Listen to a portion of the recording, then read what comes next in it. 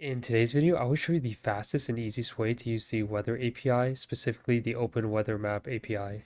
And throughout this tutorial, I'll be using Postman.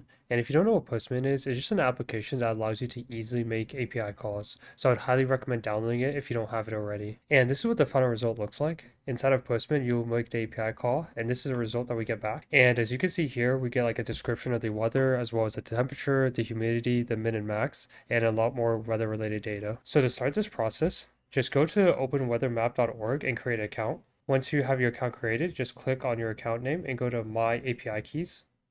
And on this page, here within the box that says API key name, just type in any key name that you would like. I can just do like tutorial example and click on generate.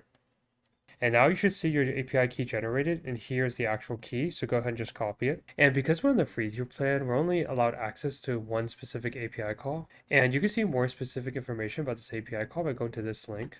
But here is like the API call that's allowed under the free tier plan. And if we scroll down, we can see that we can copy this example by clicking the copy button here, and then just pasting it inside of Postman.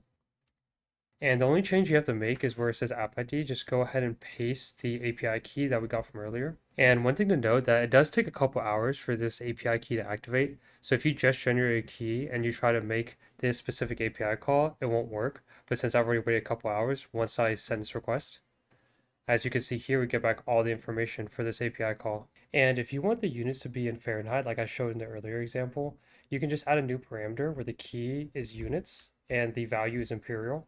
And now if I make another API call, you can see now the temperature and everything else is in Fahrenheit. And if you want more information about what parameters this API call takes, you can go back to documentation. If we scroll down a little bit, you can see these are all the parameters that are allowed for this API call. Also, if you're wondering how to get the longitude and latitude coordinates for a specific city or area, you can just go to a website like this, type in the name of the place and hit find.